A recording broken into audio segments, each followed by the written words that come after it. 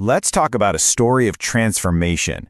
We're going to look at three teenagers, Kabir, Vikram, and Manohar, who started out with absolutely nothing. We're talking empty pockets, tough circumstances, the whole deal. But they ended up completely rewriting their family's destinies. It's an incredible look at what's possible when you just refuse to accept the hand you're dealt.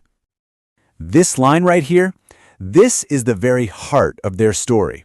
It's this powerful belief that totally shifts the focus away from your circumstances and onto your own power of choice. This is the idea that lit a fire under these young men, and honestly, it changed everything for them. So that's the big question, isn't it? How do you actually rewrite your own story? Because this isn't just about them. This is about finding a blueprint, a path that anyone can look at when they feel trapped.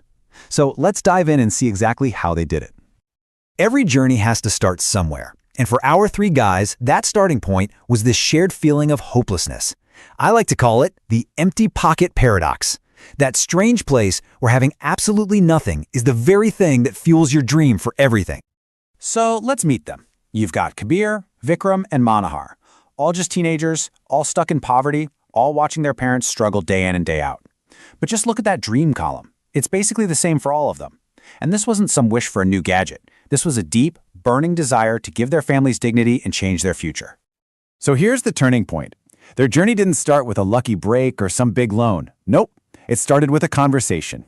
For each of them, a kind of mentor figure showed up and ignited a spark that shifted their whole mindset, from feeling like a victim to knowing they could be a creator. This is the wisdom that was given to Kabir. His mentor basically told him, hey, look past all the pain for a second. There's a fire in there. That's your belief. And suddenly, belief wasn't something he had to go find. It was this little flame he was already carrying. All he had to do was protect it. Now, Vikram got a different piece of advice, but wow, was it just as powerful. An old man reframed his entire situation. He said poverty wasn't a curse, it was a calling, that his family needed him right there, right now. This gave his struggle an incredible sense of purpose. He wasn't just running away from something, he was chosen to build something new. And then there's Manohar. His mentor didn't sugarcoat it at all. The message was blunt, radical self-reliance. He made it crystal clear that no one was riding in on a white horse to save him. The responsibility was his and only his. And the only tool he had to do it? Good old-fashioned hard work. Okay, so you've got this new belief, this fire inside. But what do you do with it? Especially when your pockets are empty. Well, the answer turned out to be stunningly simple. You just take the smallest, most humble first step you possibly can. And what's amazing is you can see this pattern emerge. It's a 3-step blueprint that all of them followed, almost like it was instinct.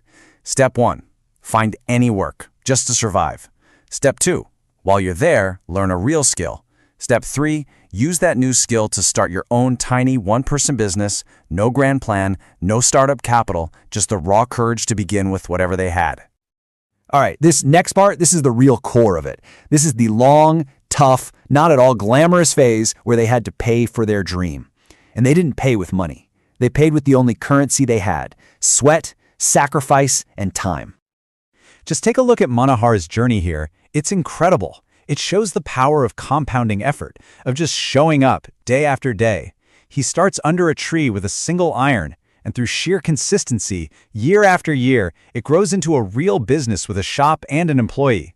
This wasn't some overnight success. This was a 6-year grind, one shirt at a time. And this slide really gets to the heart of their mindset. You see, they were making a conscious trade-off every single day. They weren't just losing sleep or skipping meals. They were investing them. They were trading little moments of comfort for a lifetime of security and dignity.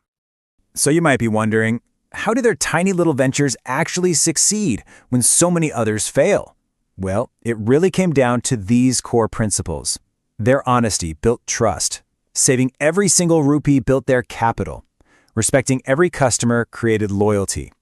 Reinvesting profits fueled growth. And all the while, never forgetting where they came from kept them humble and hungry. That was the real business plan. And so, after years and years of this relentless effort, we finally get to the payoff. The transformation was complete. They weren't just characters in a story about poverty anymore. They had become the authors of a brand new one. Because, you see, the final result of this journey was about so much more than just what was in their bank account. They earned back their family's dignity, They settled the debts of the past, and they freed their parents from that weight of shame and dependence. They wiped the slate clean. And what they created, it was so much bigger than just a simple shop or a food stall. They built a foundation for generations to come. They literally broke the cycle of poverty. They made sure that their own children would start life from a totally different place. Their hard work was going to echo long into the future. And this is really the ultimate takeaway, isn't it? By doing what they did, they became a turning point in their entire family's history. They became the ancestor that their descendants will talk about, the one who changed everything. So, as we wrap this up, the question really turns back to you. Their stories prove that where you start doesn't have to be where you finish. The power to rewrite the script is always there, just waiting for that spark of belief and the courage to take that first tiny step. So, what will your story be?